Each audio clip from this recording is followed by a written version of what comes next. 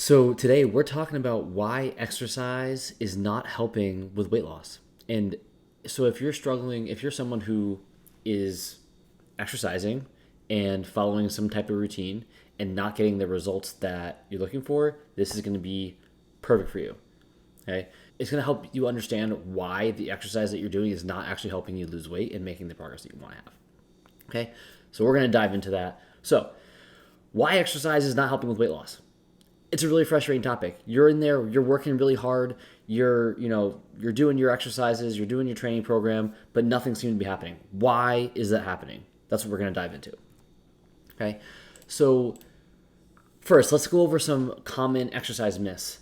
Number one, the first exercise myth is that exercise burns a lot of calories. Truthfully, it doesn't. It doesn't burn that many calories. Second, lifting weights will make me bulky. It doesn't. You would have to lift so often. The women who you see that are really bulky from exercise are training 4 to 6 hours a day. Like, they are working out a lot, intentionally trying to make that happen. It doesn't happen by accident. Okay? Cardio is great for fat loss. It's really not the best way to do. Just steady state intent cardio is not really the best way to lose weight. Fourth myth, I need a lot of free time to exercise. You really don't. To have an exercise plan for fat loss doesn't have to take that long. It can be 15 to 30 minutes a few times a week. And then lastly, the fifth myth, if I burn 200 calories from exercise, that means I can eat an extra 200 calories per day. That is not true, and I'm going to explain exactly why here in a minute.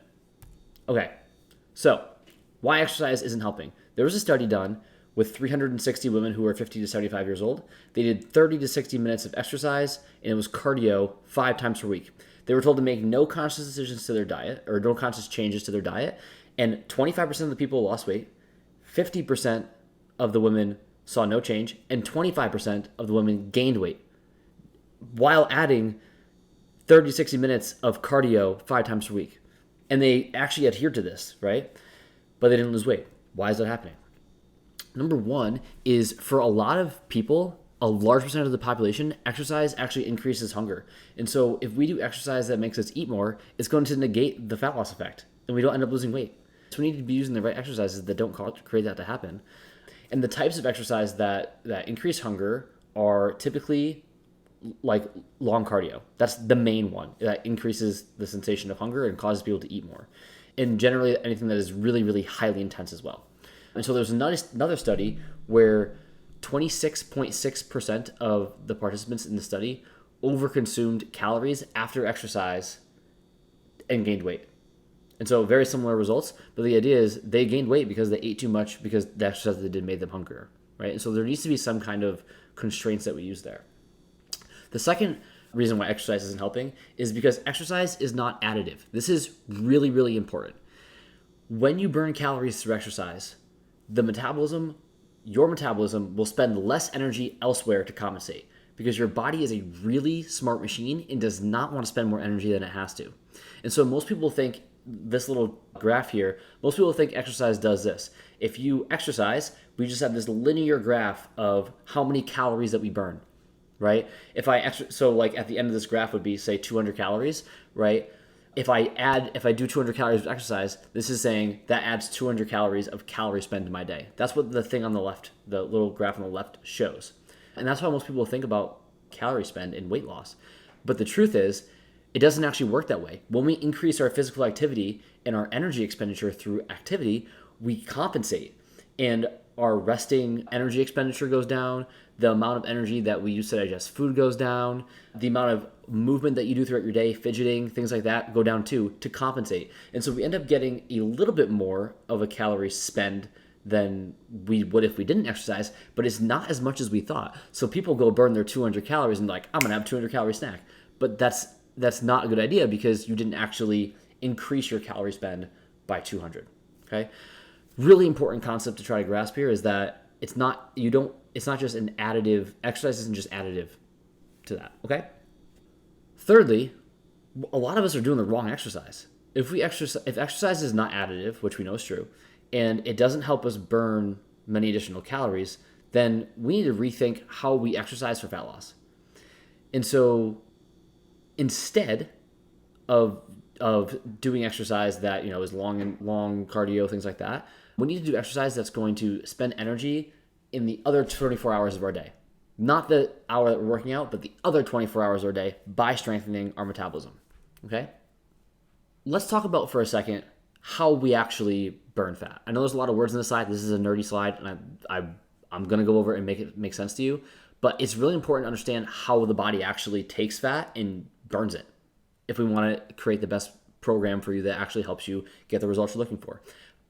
The reason we need to look to the other 24 hours of the day is because this is where we actually burn the fat. You don't actually burn fat during your exercise, very much at all. We burn fat through breathing in the form of CO2. I know that may be mind-boggling that, you burn this fat and all of a sudden I'm exhaling it, but that's what happens. And so here's how that works. With intense exercise, we break down glycogen stores. And glycogen is basically just how the carbohydrates that you eat get stored in your muscle, in your liver, and we use those for energy for our workouts. So, let's use an example. We're doing a bunch of bicep curls. You're going to deplete your biceps of glycogen, okay? Now, so you did that, right? So let's say that we depleted our muscles of glycogen. Now, post-exercise, you're going to have to replenish those stores through food. When you eat food, it will break down into glucose and sugar and then get stored in your muscle and your liver as glycogen again. While that is happening, your body is going to use body fat for energy because there is no glycogen to use. And the primary concern is your body restoring those stores. So in that time, when you're trying to restore those glycogen stores, you burn body fat for energy. And a little bit of nerd talk here, body fat gets broken, essentially chopped into carbon molecules, and expelled in our breath as CO2. So we breathe in O2, we breathe out CO2. That's because that carbon got attached from breaking fat, okay? And that's what creates energy, and that's how we produce energy from fat. But that is really critical because what that tells you is that you actually don't burn the body fat during the exercise. It's what happens after exercise that really matters, okay? Let me know if that made sense to you. Just drop a make sense in the comments, and that will tell me that we're good to go. Or tell me that doesn't make sense at all, and I'm happy to go over it more. So how do we create a program then that's going to maximize fat loss, right? How would we do that? So now that we know that that you need a strong metabolism, number one, to enhance fat loss, and that we need to burn down our glycogen stores and use fat post-workout to create energy, we can create the best plan here. The first thing we're going to do is strength training because that's going to help you build up your metabolism. For every 1 pound of muscle, it costs the body 6 calories per day to maintain that muscle. So this is actually the best way to raise your metabolism, your basal metabolic rate, is by increasing the amount of muscle, the lean muscle mass you have. Number 2 is high intensity exercise. Short, intense bursts of exercise are going to burn down glycogen stores fast in the muscle. And that means that your body will then have to use body fat for energy while we restore those stores, right? And the last thing is we need to walk more. We need to add some really low intensity movement that doesn't cause us more hunger, that burns some calories, and that increases our breathing rate. And this is going to offset any of the reductions in metabolism that come from exercise. When you showed you that graph leveling off, but maybe we can add some walking in and bring it up a little bit, right? And help improve that calorie deficit. Now, this is all to be said that we are controlling nutrition, right? Because we need to if you're just over consuming food, this doesn't matter, right? You're not going to burn fat. You only burn fat if we're in a state where we're able to do that, okay? And so here's the kicker. When you exercise, all that does is pull the trigger of the gun. But a lot of us are pulling the trigger and pulling the trigger and pulling the trigger, but there's no gunpowder, right? And so nothing is happening. And the gunpowder is your recovery. We need that recovery to bridge the gap between our exercise and the progress that we want, whether it be fat loss, increased performance, whatever it might be. Recovery is the bridge there that gets us there. You can't just be pulling a trigger and have no bullets. And so we need to be focused on recovery if we want to maximize our fat loss and if we want to maximize our performance, our energy, right? All those things are critically important. Recovery is critically important for those things. So how do we maximize recovery then? Because if we don't recover, then we're just not going to get results and we're wasting our time, right? And it doesn't really matter what we do for exercise. And so what we need to recover, there's really there's more than this, but like these are the main categories that I wanted to cover. Number one is nutrition. We need to be getting enough protein in our diet to maintain our muscle mass, and we need to make sure we're not undereating and we're not massively overeating. If we are undereating, then that's going to cause issues as well. And if we're overeating, obviously we're not going to lose the weight that we want to lose. So we need to be controlling our nutrition. Number two is sleep. This is where progress is made. Your body heals and adapts and responds to what you did during the day while you sleep.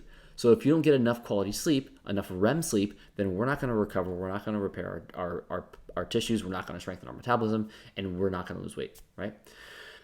Number three, we need to control our stress. And so I put rest and digest here because we need to figure out how to get out of that fight or flight state and into more of a rest and digest state where we can recover. And you can do that through breath work. You can do that by getting in nature. You can do that by conversating with friends and family. It makes a massive difference to get out of that stressful state and into a state of restfulness and a state that allows you to digest and grow, okay, and repair. And the last thing is hydration. We gotta be hydrated for our muscle tissues and our body to function properly, and for every cell in our body to function properly. And so drinking half your body weight in ounces of water is typically a really great target. Okay, so that was fat loss through exercise, and obviously we kind of sped through that, but I hope that was really helpful for you. If you want a free fat loss exercise plan, comment plan below, and I'll send you a 7-day sample program that's optimized for fat loss that you can use. It'll be 3 days a week, and you can add things into there, but I'm just going to give you a sample. It'll be 3 days a week of how I would design an exercise program that's time constrained, 45 minutes, 3 times a week, that will help you maximize your fat loss. So comment plan below, and I'll send it over to you. And then if you have any other questions, drop them in the comments, and I'm happy to answer them too. Either way, I hope that this was a really helpful video for you and showed some gaps in what you're doing, and hopefully you can take something away as far as what you can implement to make your training more conducive to losing body fat. Okay, again, let me know if you have any questions in the comments, and I'll catch you guys next week.